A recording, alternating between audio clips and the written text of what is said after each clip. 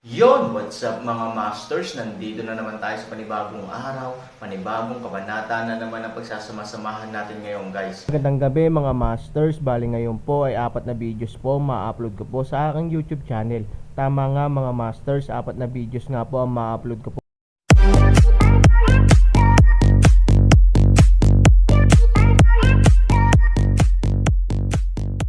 Mga masters, okay lang po bang wag nyong skip ang mga ads sa aking mga videos? Salamat po talaga mga masters sa solid na pagsuporta po sa akin.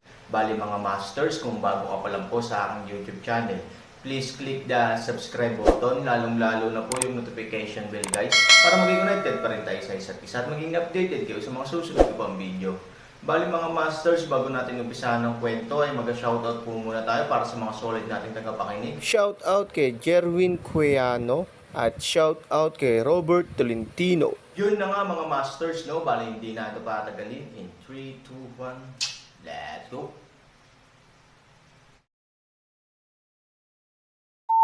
Kabanata 2286 hanggang 2270. Wala pang. Aaron ang hindi pa sumasagot. Sabi ni Bailing Warner, na mukhang Frost. Ayaw niyang makita ni Aaron ang sinumang babae ngayon. Para kay Bailing Warner, sinumang babaeng malapit sa Aaron ay isang banta sa kanya. Walang choice si Aaron kundi ngumiti. Ang puot ni Bailing Warner ay parang may gustong manakawan ang kanyang asawa. Hindi naman talaga kinukuha ng batang babaeng ito ang kanyang sarili bilang kandidato para sa kanyang asawa sa kanyang puso, hindi ba?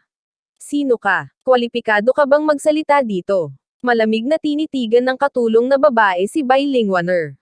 Labis siyang hindi nasisiyahan sa hitsura ni Bailing Warner. Ngayon ay naglakas loob pa si Bailing Warner na hamarang ng walang dahilan. Ito ay para makabangga, ang nguso ng baril, na nagbibigay sa kanya ng pagkakataong pag-alitan si Bailing Warner. Asawa niya ako, sabi ni Bailing Warner.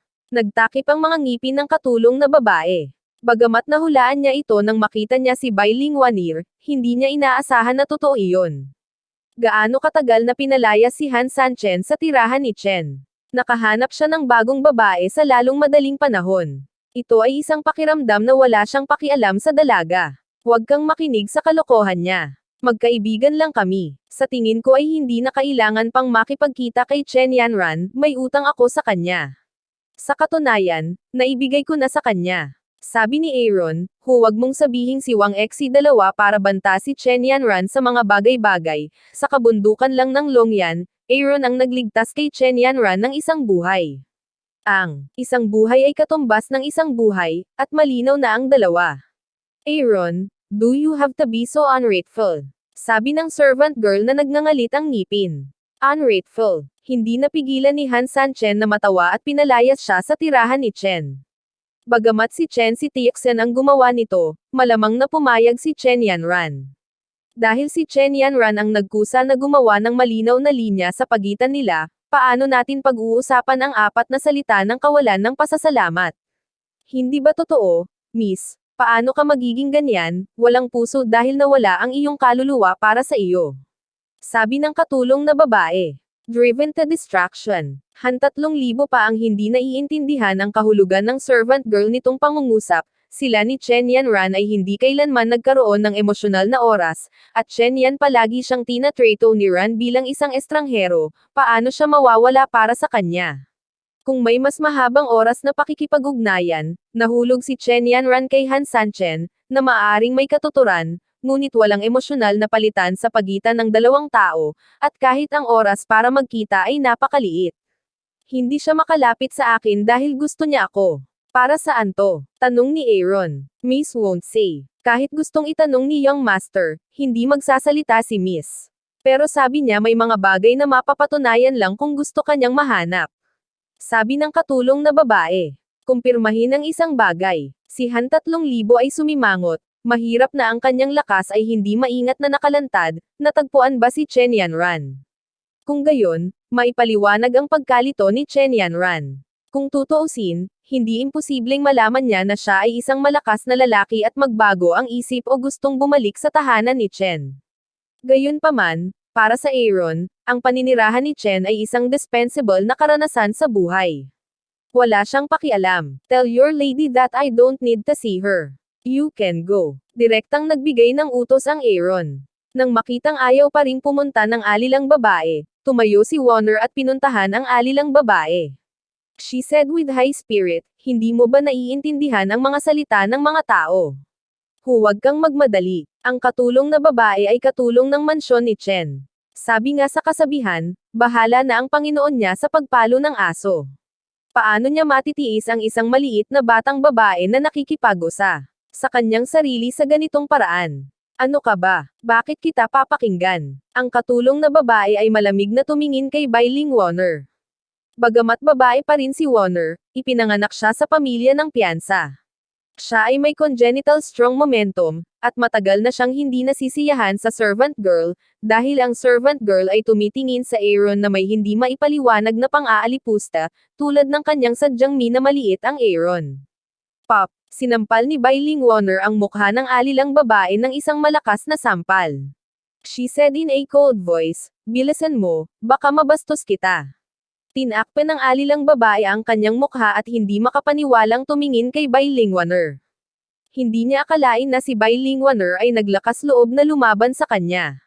Dead girl, I will make you regret, hayaan mo akong lumuhod sa harap ko para humingi ng tawad. Ang katulong na babae ay naglalagay ng malupit na mga salita. Itinaas muli ni Bailing Warner ang kanyang kamay, at hindi ibig sabihin na maging magalang sa aliping babae. Nang makita ito, kinailangan ng alilang babae na tumakas. Bumalik sa mesa, si Bailing Warner ay nagpatuloy sa pagkain, binubugbog ang mga tao, na parang walang nangyari. Ngunit ang presyon sa mesa ay mas mababa. Ano ang relasyon sa pagitan mo ng kanyang ginang? Matapos ang mahabang katahimikan, hindi mapigilan ni Warner na magtanong kay Aaron. Nang marinig ang kanyang tono, tila naiinggit siya. Nominal pa rin ang relasyon ng mag-asawa noon. Ginamit lang ako ni Chen Yanran bilang kasangkapan. Sabi ni Aaron. Talagang walang nangyari. Si Bailing Warner ay tumitingin kay Aaron na may pagdududa. Inilapag ni Aaron ang mangkok at mga chopstick, sinabi ng liwanag, ang mga bagay na ito, hindi ko kailangang ipaliwanag sa iyo, hindi ka tumayo sa aking negosyo. Bailing Warner na nagngangalit ang kanyang mga ngipin. Ngayon ay wala na talaga siyang posisyon para pangalagaan ang mga bagay na ito, ngunit ang ibang babae ay nakikipagrelasyon kay Aaron.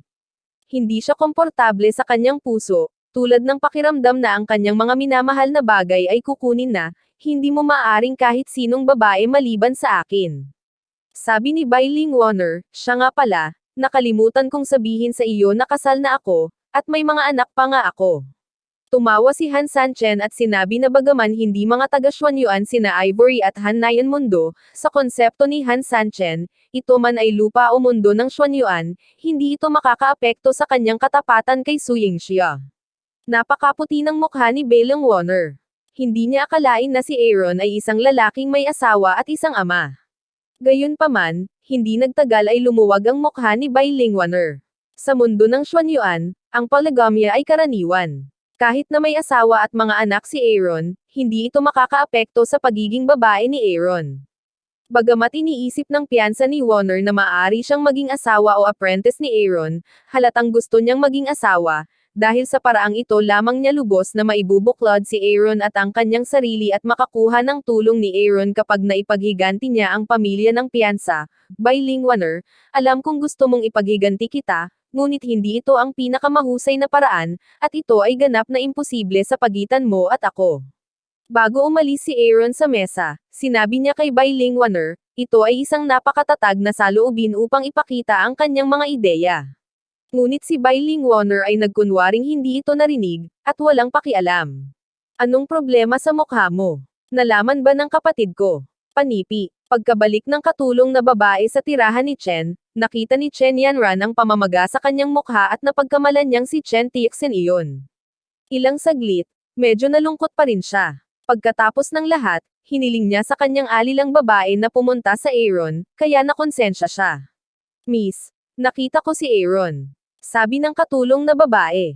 Nasaan siya? Bakit hindi mo siya dinala sa akin? Nang marinig ang tatlong salitang ito ng Aaron, ang emosyon ni Chen Yanran ay agad na nasa sabik. Gusto niyang makita ang puso ni Aaron ay napakaapura. Miss, asawa niya ang nanakit sa mukha ko. Nagpatuloy ang dalaga. Asawa. Ang mga tainga ni Chen Yanran ay parang spring thunder.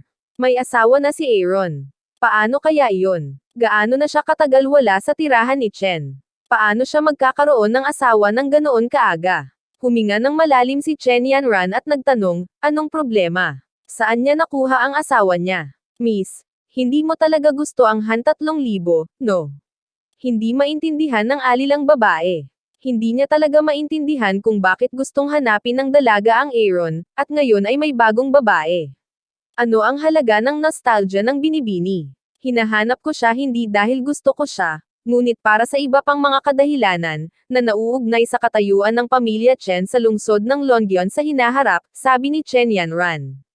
Pero nilinaw na niya na wala ka ng kinalaman sa kanya, kaya hindi ka na niya pupuntahan. Sabi ng katulong na babae. Saan siya nakatira? Dalhin mo ako para makita siya. Kailangan ko siyang makita, sabi ni Chen Yanran. Miss, inutusan ka ng young master na tingnan ka ng mga tao. Wala kang pagkakataong umalis sa residence ni Chen. Mas mabuting sumuko ka na. Sabi ng katulong na babae. Umiling si Chen Yanran. Sumuko. Ang dalawang salitang ito ay ganap na imposible para sa kanya. Bago kumpirmahin ang lakas ni Aaron, hinding-hindi siya susuko sa pakikipagkita sa Aaron. Gawin mo ang isang bagay para sa akin. Dapat ko siyang makita, at kailangan ko, sabi ni Chen Yanran sa tono ng pag-uutos. Walang magawa ang katulong na babae. Sa kanyang mga mata, si Chen Yanran ay parang baliw na demonyo. Paano magiging sulit ang Aaron sa kanyang pakikipagsapalaran upang makilala siya? Kung alam ni Chen Tiexen ang tungkol dito, hindi mapaparusahan si Chen Yanran, ngunit hindi makakatakas ang dalaga. Miss, kung ipapaalam mo kay young master, mamamatay ako. Sabi ng katulong na babae. Kung hindi ko nakita ang Aaron, mamamatay ka. Chen Yanran mukha tulad ng hamog na nagyelo sinabi. Nang itaboy ang Aaron sa tirahan ni Chen, walang pakialam si Chen Yanran. Noong panahong iyon, hindi niya pinangarap na sabik siyang makita ang Aaron. Kinabukasan, pare, inutusan ko na ang mga tao na hanapin ang lahat ng lugar sa bahay kung saan maaari tayong magtago ng mga bangkay, ngunit walang nakita. Mukhang mali ang ating hula. Nang sabihin niya ito, nagpakita si Chen Tiexen ng nakakapanatag na ekspresyon, dahil ayaw niyang maging totoo ito. Kumunat ang noo ni Chen Yuanhai. Kung hindi namatay ang malakas na lalaki sa Sidengjing, paano niya iiwan ang pamilya Chen nang walang dahilan? Imposible para kay Han San Chen na hayaan ang 4 na lamp strongman na umalis ng isang bibig. Ito ay hindi makatotohanan sa lahat. Hinanap mo na ba ang bawat sulok? May naiwan ba? Tanong ni Chen Yuanhai. There can't be any omission, father. We should think too much. Sabi ni Chen Tiexen. Napabuntong hininga si Chen Yuanhai at sinabing, ngunit bakit ang mga ekspertong dinala ng pamilya Wangxi ay umalis nang hindi maipaliwanag? Ano ang paliwanag para sa gitnang bahagi ng kabundukan ng Longyan? Walang duda na may master si Huang Xiaoyong. Ang lahat ng ito ay may kinalaman sa amo ni Huang Xiaoyong. Hindi natin maiugnay ang master niya sa Aaron, sabi ni Chen Tiexen. Ngunit ang mga salita ni Huang Xiaoyong, ito ba ay casual na usapan, walang ibang malalim na kahulugan. Naguguluhan si Chen Yuanhai. Sa isyong ito, pinag-isipan din itong mabuti ni Chen Tiexen. Sa kanyang opinyon, maaaring nais lamang ni Huang Xiaoyong na itago ang kanyang pagkakakilanlan para sa kanyang amo.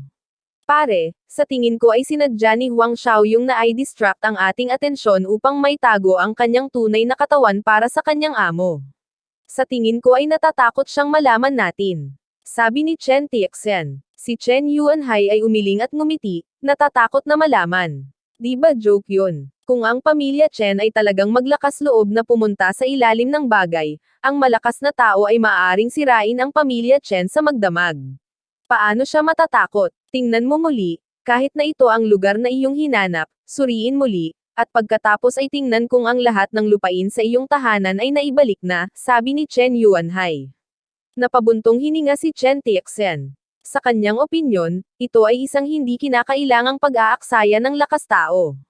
Imposible naman. Bakit mag-aaksaya ng oras? Inalis na rin ang pagbabawal sa paa ng ate mo. Siguro mas ligtas para sa kanya na makilala si Aaron.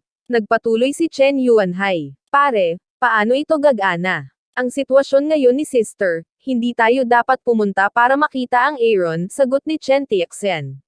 Lumingon si Chen Yuanhai, tumingin kay Chen Tixen at sinabing, alam mo ba na kung hindi matukoy ang bagay na ito, mabubuhay ang pamilya namin ni Chen sa isang malaking anino.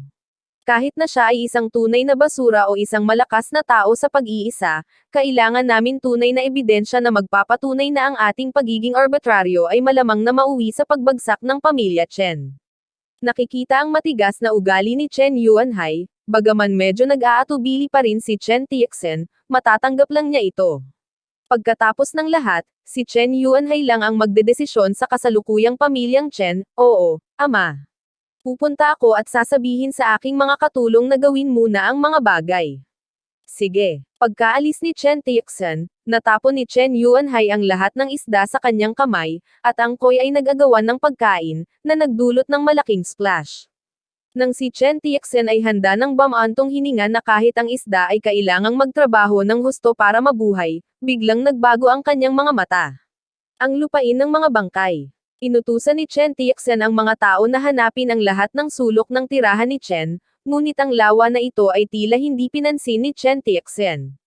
Hindi ba ang paglubog sa ilalim ng lawa ng bangkay ang pinakamahusay na pagpipilian? Biglang nagbago ang hininga ni Chen Yuanhai, at ang kanyang intuition ay nagsabi sa kanya na ang katawan ng malakas na lalaki sa apat na lampsin ay malamang na nasa pond na ito. Tawagan ka agad si Chen Tixen, sabi ni Chen Yuanhai sa kasambahay na nasa tabi niya. Matanda na ang kasambahay, ngunit hindi nagtagal ay tinawagan niya si Chen Tixen, Ama, ano pa ang maitutulong ko sa iyo? Tanong ni Chen Tixen kay Chen Yuanhai, hindi mo pa hinahanap ang lawa na ito? Naitanong mo na ba si Chen Yuanhai, pare, paborito mo ang koi? How dare I move it? Sabi ni Chen Tixen, hayaang ilabas ng mga katulong ang tubig, sabi ni Chen Yuanhai. Kumunat ang noo ni Chen Tixen, sinabi ni Chen Yuanhai, agad niyang naintindihan ang kahulugan ni Chen Yuanhai. Yun na nga mga masters, no? Bali panibagong kabanata na naman yung natapos natin ngayong gabi. Muli, maraming salamat po talaga sa walang sawang suporta po sa aking YouTube channel na talagang inaabangan niyo po ang bawat upload ko po. Bali mga masters, magkita-kita ulit po tayo bukas ng gabi at ngayon po ay magpapaalam po muna tayo. Bali mga masters, bye-bye!